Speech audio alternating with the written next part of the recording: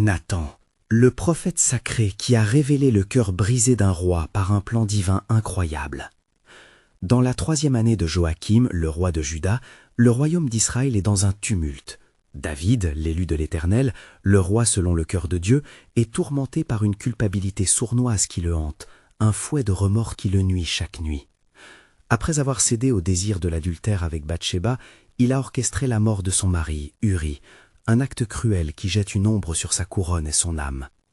Dans les ruelles de Jérusalem, murmures et ragots circulent, et l'éclat du trône s'estompe dans l'angoisse collective. Nathan, prophète choisi, ressent profondément le poids du silence divin, un appel à faire jaillir la vérité comme une source vive. Dans le jardin de la prophétie, il se penche sur les promesses de Dieu et sur la justice qui se profile. L'Esprit de l'Éternel l'inspire alors pour élaborer un récit qui poignardera l'âme du roi avec compassion et vérité, et non condamner directement son cœur enflé d'erreur. Nathan sait que la restauration est également une œuvre divine. Le lendemain, avec la lumière du matin embrasant le ciel, Nathan se dirige vers le palais, le cœur battant d'une foi indéfectible.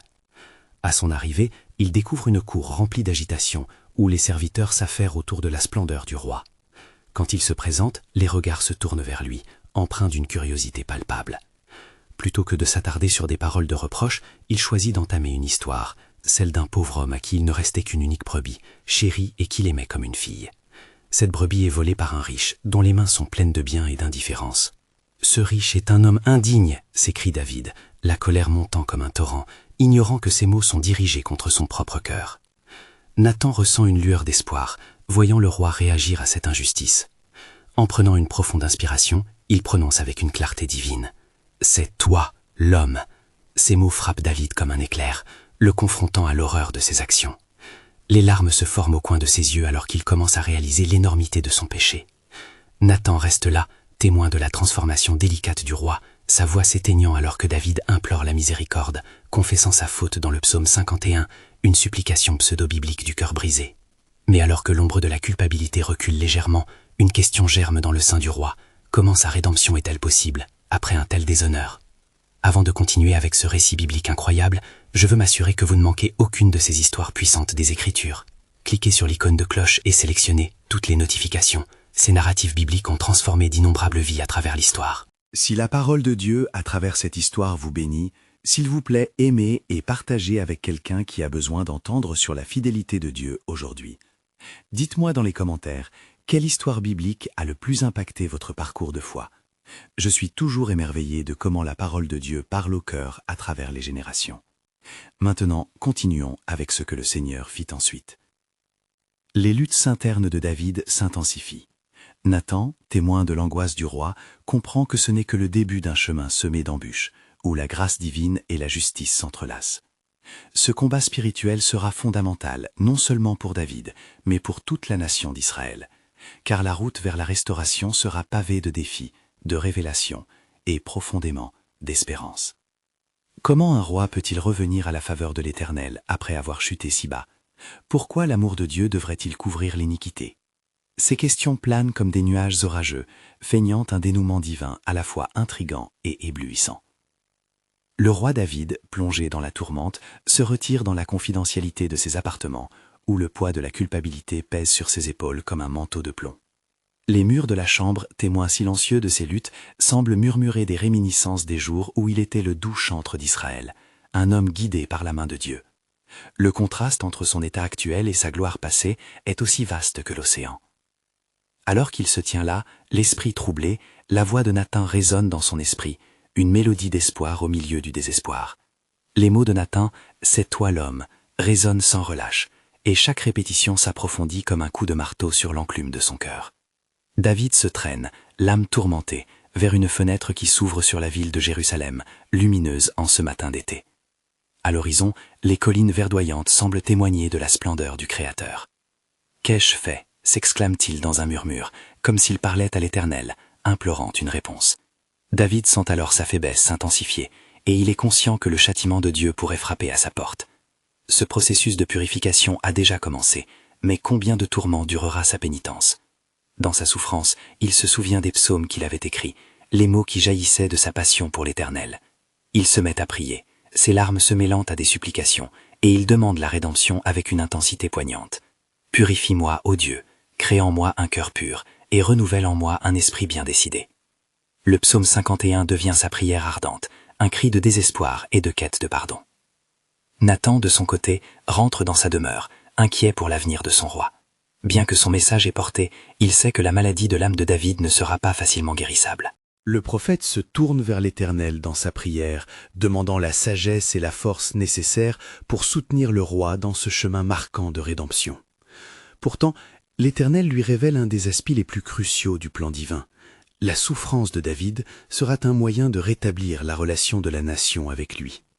Par cette épreuve, David sera purifié pour une obéissance authentique, et tout Israël sera reconnaissant des miséricordes de Dieu. Un jour, alors que la soirée approche, Nathan se rend à nouveau au palais, conscient que le cœur de David est une terre fertile et fragile. Ce soir-là, il s'assoit devant le roi, lui faisant face alors que la lumière crée des ombres dans le salon. « Votre Majesté, commence Nathan avec respect, l'Éternel vous appelle non seulement à la repentance, mais à une vie renouvelée, comme l'or purifié dans le feu. Votre lutte est le préambule à un royaume restauré. » David, dont le visage reflète encore les traces de l'angoisse, l'écoute attentivement. Il commence à comprendre que sa rédemption ne concerne pas seulement lui-même, mais qu'elle aura des répercussions sur la nation tout entière. Il ressent un frisson d'espoir. La prospérité d'Israël dépend de sa tendre connexion avec le Seigneur. Leurs échanges se poursuivent, renforçant la foi de David et éveillant en lui un désir ardent de se rapprocher de l'Éternel. Alors que la nuit enveloppe la ville, un nouveau chapitre commence à s'écrire dans l'histoire de David, inspiré par les promesses de l'Éternel. Car, déclare Nathan avec une certitude divine, lorsque l'Éternel rétablit les désirs des cœurs, personne n'est au-delà de la portée de Dieu. En effet, au temps de la souffrance, sa grâce abonde. Cela annonce un futur glorieux, et avec cela, la promesse résonne, révélant le vaste plan de Dieu. Mais ce qu'il ne savait pas sur le dessein de Dieu, c'est que sa chute était seulement le début d'une grande élévation.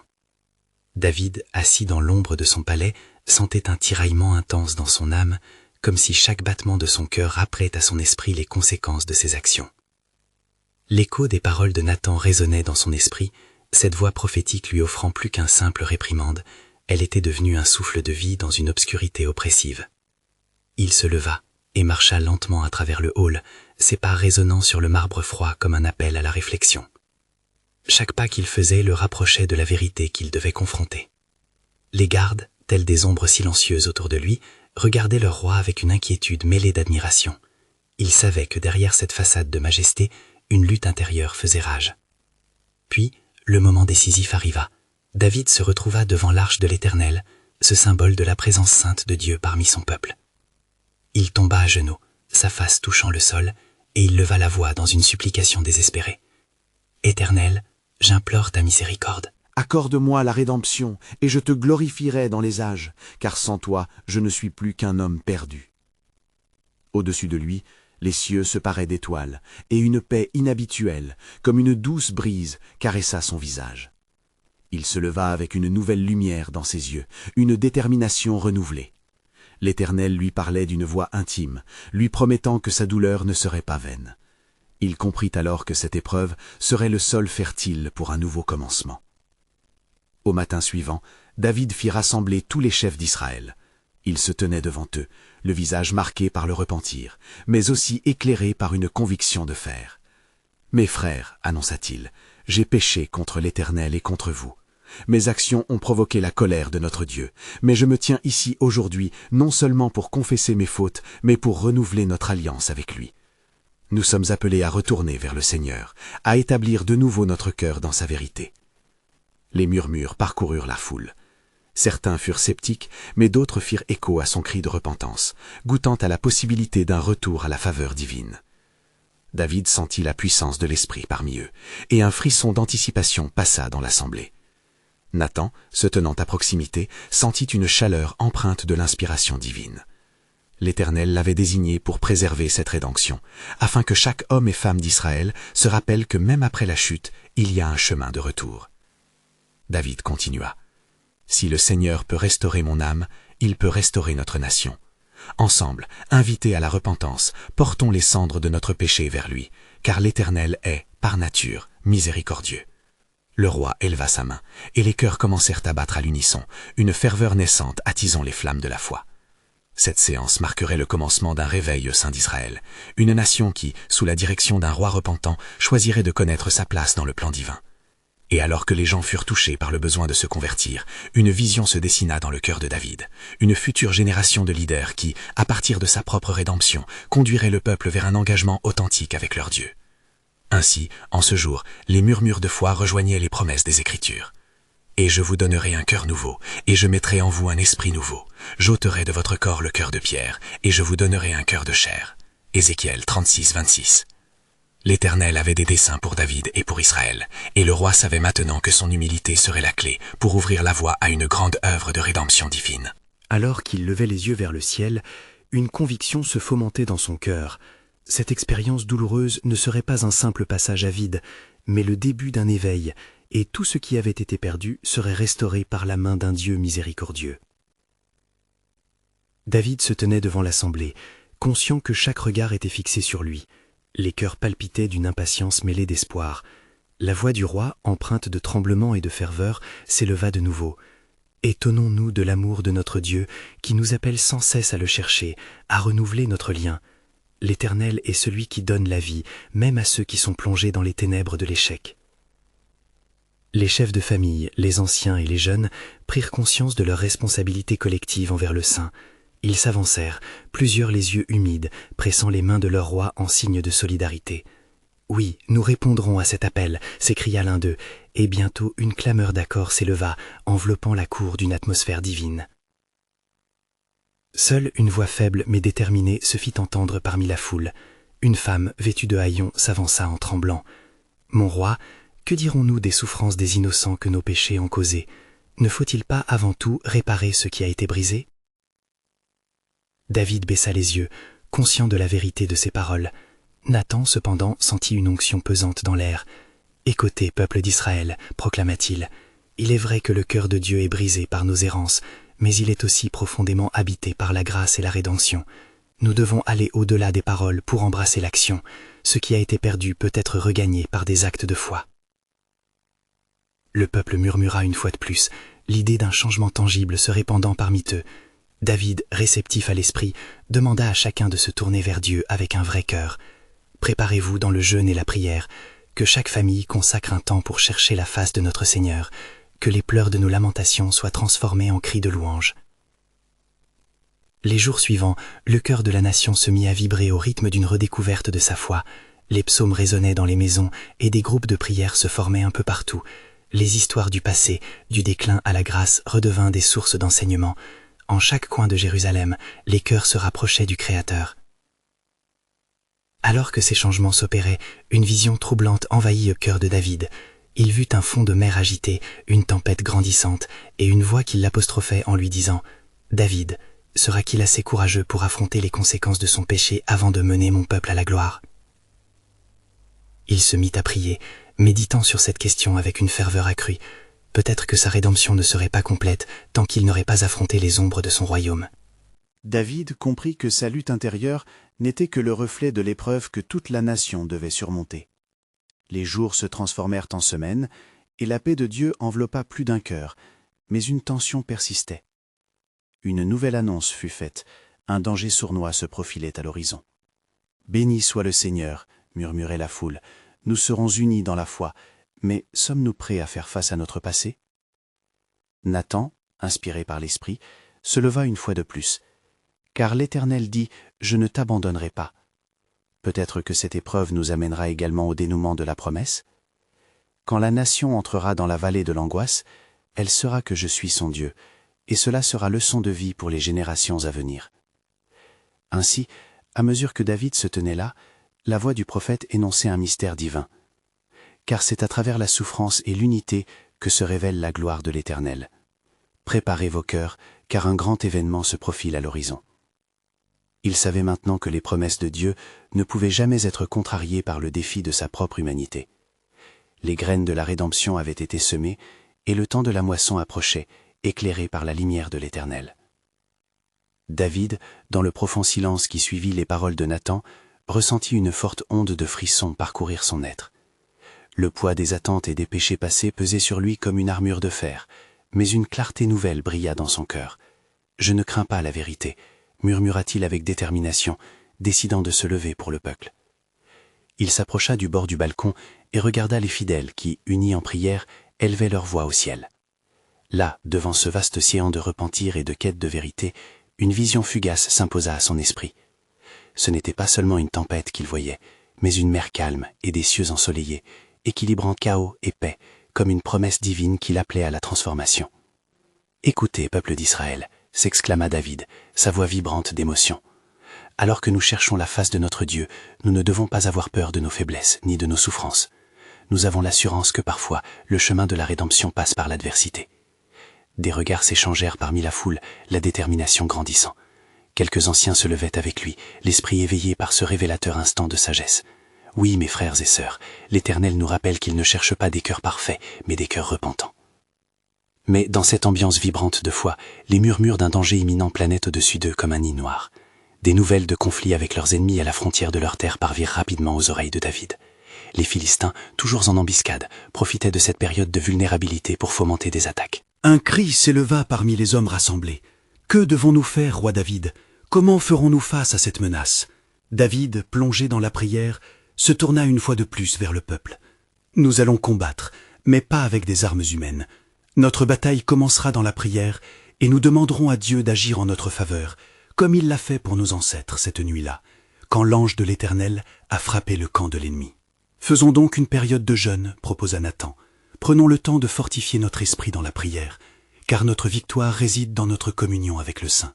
Nous implorons le ciel. » À l'instant où ces mots s'étaient échappés de ses lèvres, une tension palpable se répandit dans l'assemblée. Dans les cœurs désireux de communion, David ressentit une montée de foi. Comme il tourna les yeux vers le ciel, une lumière étrange illumina son visage. Le Saint-Esprit dévoilait à son serviteur une révélation. « Ainsi dit l'Éternel, j'aime Israël, même dans la tourmente. Je ferai surgir des guerres pour faire fondre les cœurs sur mon autel, car c'est là que se trouve ma victoire. » Les regards s'éclairèrent de compréhension. Ce qui se passait dans l'âme de David n'était pas seulement sa lutte, c'était l'appel à une guerre bien plus grande, une guerre spirituelle. La nation tout entière était appelée à la sanctification. « Préparez-vous, peuple, » demanda David, l'ardeur de sa voix s'élevant à chaque proclamation. « Élevez vos mains et vos cœurs vers l'Éternel, car dans cette épreuve, il s'agit du jugement du peuple, mais aussi de la miséricorde du Créateur. » La prière collective s'éleva comme une ode frémissante au ciel, et alors que l'assemblée s'unit dans un seul cœur, un tremblement d'esprit se fit sentir. À travers cette quête de rédemption et de pardon, la promesse de Dieu se révélait claire et lumineuse. Et ainsi, alors que le peuple s'engageait sur ce nouveau sentier, une promesse divine résonna à travers le cœur de David, comme une douce mélodie. « Car je connais les pensées que j'ai à votre égard, dit l'Éternel, pensées de paix et non de malheur, afin de vous donner un avenir et de l'espérance. » Le plan souverain de Dieu s'ouvrait devant eux, comme une mer rouge qu'il allait séparer pour son peuple. David, ressentant la ferveur des prières de son peuple, se tenait désormais avec une force renouvelée. La lumière divine qui l'enveloppait semblait projeter une ombre rassurante sur les réalités sombres qui les entouraient. Avec une voix de tonnerre, il continua. « Soyez fermes, hommes d'Israël, et n'ayez point peur. L'Éternel est notre refuge et notre force, un secours dans les détresses. Nous marcherons avec confiance. » Les hommes et les femmes préparaient leur cœur, étendant des chants de louange, appelant le grand nom de l'Éternel. Dans les profondeurs de son âme, une ferveur montait en David, qualifiant chaque mot prononcé de puissance spirituelle. Il savait que la prière n'était pas un simple geste, mais une déclaration de guerre contre les forces adverses. Tandis que la nuit tombait, David convoqua tous les chefs militaires de ses armées. Ils s'étaient rassemblés dans un lieu retiré, à l'ombre des oliviers, là où l'air était imprégné de l'odeur des terres sacrées. Les hommes, bien que craintifs, cherchaient le visage de leur roi, avide de direction. « Revenons au fondement de notre foi, » dit David. « Tout comme notre ancêtre Moïse a imploré le Seigneur de nous délivrer de l'Égypte, nous, aujourd'hui, nous devons nous agenouiller devant lui. » Chacun des hommes sentait l'intensification de son cœur. La présence de Dieu était tangible. Une mélodie d'espoir résonnait parmi eux. Alors que David s'exprimait, la sagesse de Nathan ne pouvait être ignorée. Il était là, avec ses yeux brillants de révélation divine, observant l'assemblée soudée par la conviction. « Roi, déclare Nathan, interrompant le discours de David, Nous devrions demander un signe à l'Éternel, comme cela fut donné à Jézabel. Faisons une offrande, un sacrifice de louange, pour implorer sa guidance et sa protection contre l'adversaire qui s'avance.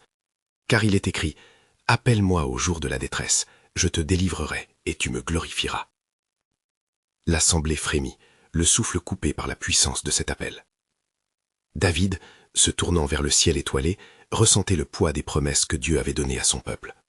« Oui, nous verrons l'Éternel se lever comme un guerrier. Je proclame un jeûne de 3 jours, que chacun de nous se tourne vers son Créateur par la prière et la repentance. » Ainsi, durant 3 nuits, la nation s'agenouilla dans une intimité divine. Les chants de supplication montèrent vers le ciel, et des visions bénies parcouraient l'esprit de David. La lumière resplendissait dans la nuit, des oreilles murmures d'espoir annonçant la grande délivrance.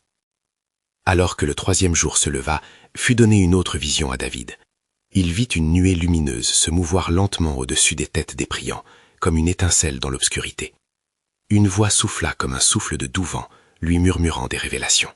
« David, confie-toi en moi, tu es un instrument de ma paix.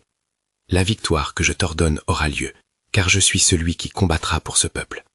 En attendant, prépare ton cœur, car je dévoilerai mes plans à travers ta fidélité. » Cette promesse résonna fort, et toute la terre trembla sous la puissance du ciel. La promesse de défaire les ennemis était à leur portée, mais il y avait encore de grandes épreuves à surmonter. David savait que la route serait parsemée d'embûches, mais une certitude brûlait en lui. La volonté divine se dessinait, et rien ne pourrait entraver le plan souverain de l'Éternel. Les paroles du prophète de Dieu résonnaient dans son esprit. « Je m'élèverai et je disperserai mes ennemis. Ils seront comme de la paille au vent. » Au cœur de cette épreuve, une nouvelle révélation se formait, inébranlable et lumineuse. La réponse glorifiée de Dieu était proche, attendant de se manifester au grand jour. Dans l'obscurité qui enveloppait le camp d'Israël, une ambiance empreinte de piété régnait parmi le peuple. Les veillées de prière avaient tissé un lien entre les cœurs, où la ferveur collective manifestait l'attente d'une intervention divine. David, renforcé par la promesse de Dieu, savait que chaque mot, chaque supplication montait aux cieux comme un parfum d'adoration. Alors qu'il méditait sur les paroles reçues, un frisson traversa son âme. Illuminant sa vision intérieure, David se tenait devant l'Éternel, tel un soldat prêt à recevoir des instructions. Il pria ardemment pour que les cœurs de son peuple s'unissent dans la soumission à la volonté divine. Ainsi il implora, « Seigneur, accorde-nous la sagesse d'un cœur humble. Que chaque membre de cette nation sache écouter ta voix, car nous sommes ici pour obéir. » 3 jours de jeûne s'étaient écoulés, et à la nuit du dernier jour, alors que les étoiles scintillaient comme des messagers célestes, un murmure s'éleva des lèvres de Nathan. Se levant lentement, il fut attiré par l'esprit. « Ô roi, dit-il d'une voix calme mais puissante, une vision m'a été donnée. Au matin, le Seigneur vous montrera la voie du salut, mais sachez que cette victoire ne viendra pas sans un coup. » L'assemblée entière se tut, tous les yeux fixés sur le prophète, alors que David, intense dans son silence, lui fit signe de continuer. Nathan poursuivit, « Préparez-vous, car ce que vous êtes appelés à faire demandera une obéissance inébranlable. Comme le pharaon de l'Égypte a dû lâcher prise, de même, les cœurs de vos ennemis seront durement éprouvés. Ils connaîtront la main de l'Éternel sur eux. Mais n'oubliez pas, votre force réside dans la foi. Écoutez-moi encore, à l'heure de la vérité, je suis celui qui se tient derrière vous. » Les paroles de Nathan résonnèrent profondément dans l'âme des guerriers. Un à un, ils hochèrent la tête en signe d'affirmation, se préparant à répondre à l'appel divin. Cependant, une obsession naissante naquit dans le cœur de David, une prémonition que cet affrontement spirituel serait non seulement celui des lames et des boucliers, mais d'une réalité plus sombre, d'un combat entre le doute et la foi. À l'aube, lorsque les premiers rayons du soleil percèrent l'horizon, David convoqua une assemblée plus large. Tous les hommes de guerre se rassemblèrent, tandis que les femmes et les enfants observaient de loin, leur cœur battant au rythme des chants de louange. « Peuple bien-aimé de Dieu, s'exclama David, avez-vous entendu la voix de notre Seigneur? Un plan d'incestueux se prépare. Nous ne combattrons pas selon notre propre force, mais dans la lumière de sa présence. » Les murmures d'approbation parcoururent la foule, et une ferveur spirituelle imprégna l'atmosphère. Les tambours de guerre résonnèrent, et les chants de victoire montèrent au ciel. Alors que David se tenait devant eux, il observait Nathan, dont les yeux brillaient d'une clairvoyance mystique.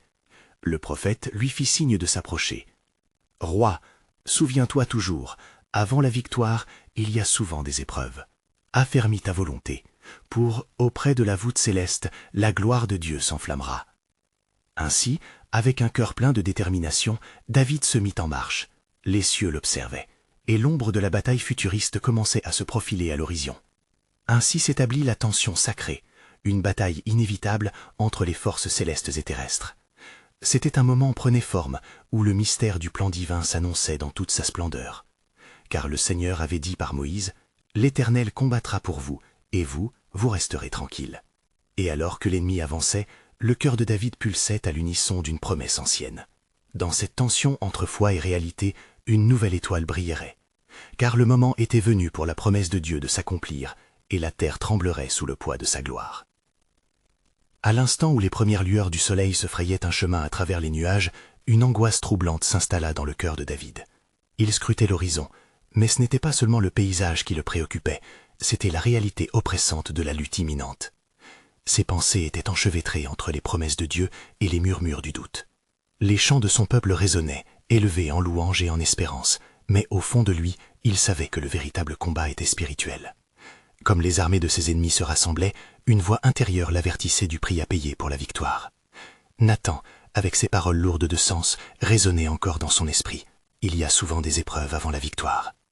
Sans perdre de temps, David se dirigea vers les chefs des soldats, une détermination renouvelée dans son cœur. « Frères, commença-t-il d'une voix puissante, écoutez, l'Éternel nous a convoqués non seulement pour combattre des ennemis matériels, mais pour faire face aux ténèbres qui assiègent notre foi.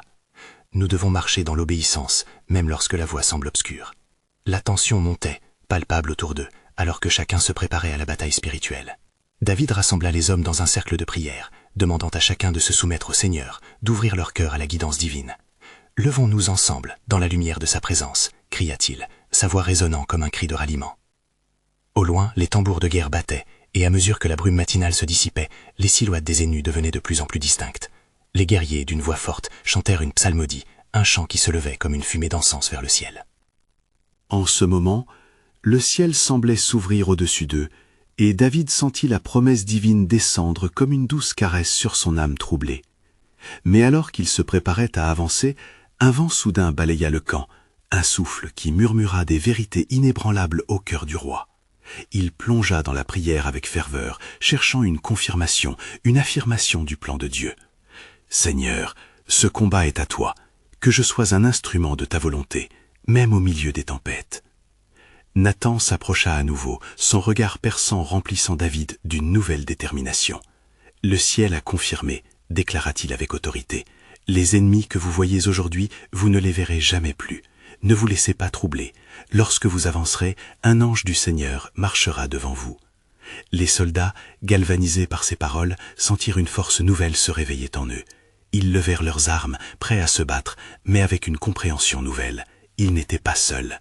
La victoire n'était pas simplement un résultat militaire, mais un acte de foi qui toucherait le cœur de Dieu. Alors que l'armée avançait, une douce lumière de l'aube illuminait les visages fatigués, transformant leur peur en une force sacrée. La bataille imminente prenait une dimension spirituelle, dévoilant le véritable combat contre l'incrédulité et le désespoir. La promesse divine était en train d'être scellée dans les cœurs. David s'écria « Rappelle-toi, peuple de Dieu, notre Seigneur est avec nous. Comme il est écrit dans Ésaïe, ne crains rien, car je suis avec toi.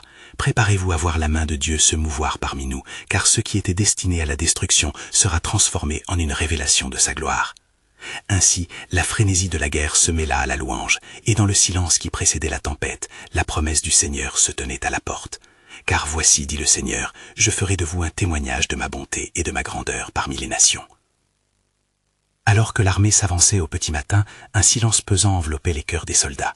Chacun d'eux portait le poids de leurs espoirs et de leurs craintes. David, en tête du groupe, leva les yeux vers le ciel, s'immergeant dans une prière fervente. Les mots de Nathan résonnaient encore dans son esprit. « Un ange du Seigneur marchera devant vous. » Il se demandait comment un être céleste pouvait affronter les ombres qui les attendaient. Au fur et à mesure qu'ils avançaient, le paysage se dévoilait dans toute sa rudesse. Les cris des ennemis se faisaient entendre, résonnant comme des échos de désespoir et de rage. Mais David, fortifié par la foi, se mit à prier à voix haute. « Oui, Seigneur, tu es notre refuge, notre force. Fais que nos cœurs soient fermes et nos esprits unis dans l'obéissance à ta volonté. » Les premiers soldats se mirent à chanter, une mélodie ancienne qui parlait du salut et de la délivrance. Ce chant, vibrant d'énergie spirituelle, s'éleva en une colonne sonore d'espoir. Les murs de peur qui avaient été érigés dans leur cœur commencèrent à se fissurer, laissant place à un flot de courage. Brusquement, un nu de poussière s'éleva à l'horizon. Les ennemis, rangés comme des vagues tumultueuses, avançaient avec fureur. « Ils viennent !» s'exclama l'un des soldats, le visage blême.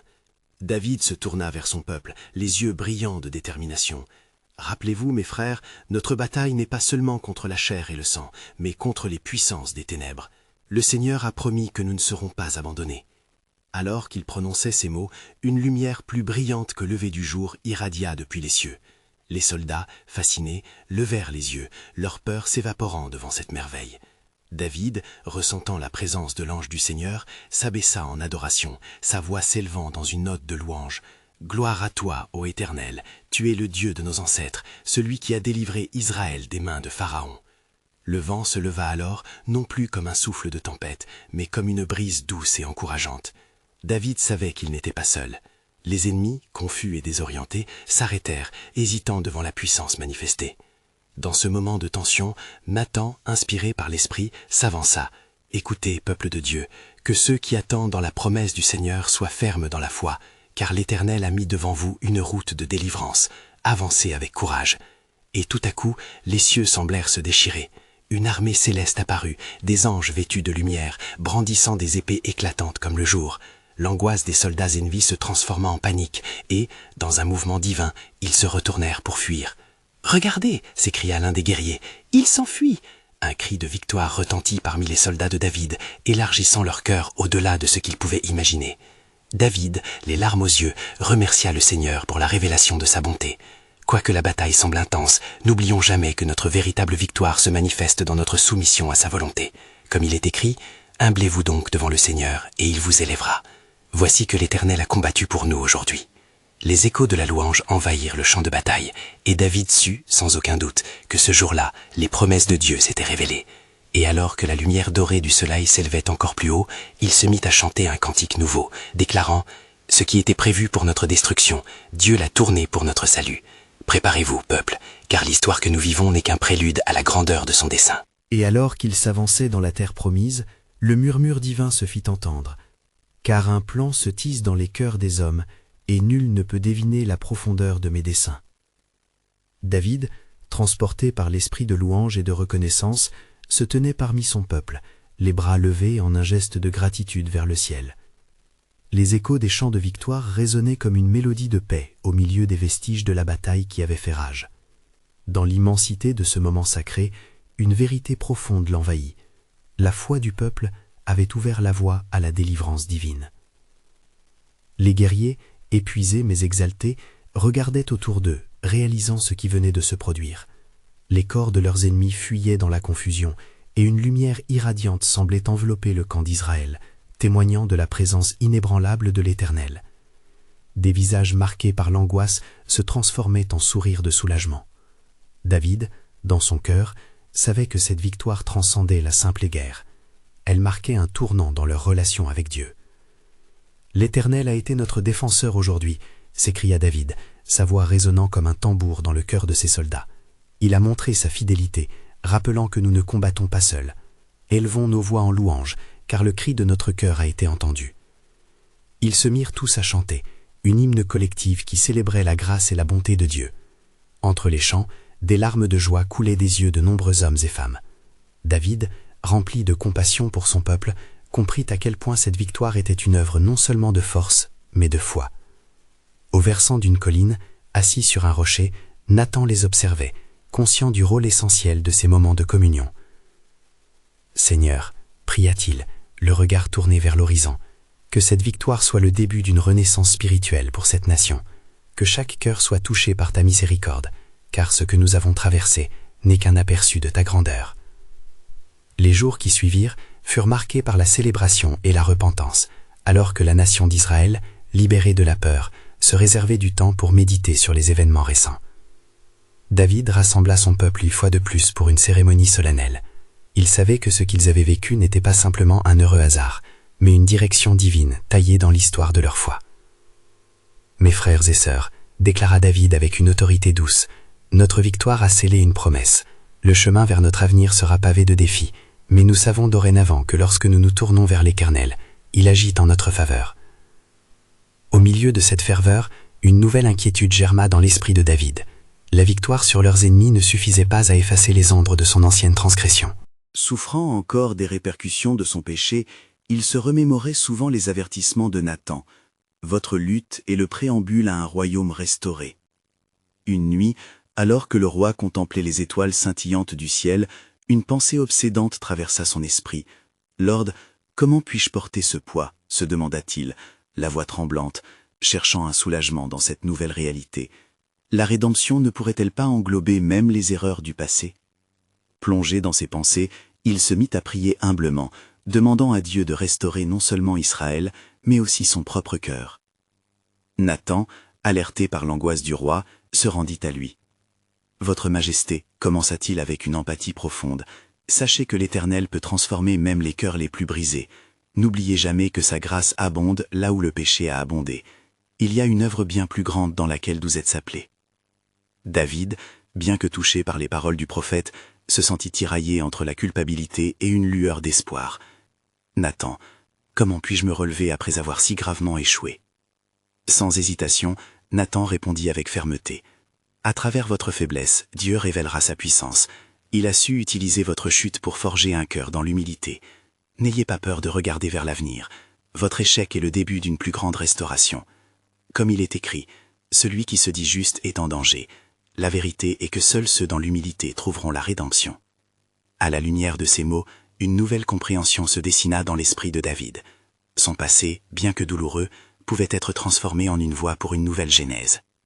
David, avec la force retrouvée qui émanait de cette révélation, leva son regard vers les cieux étoilés.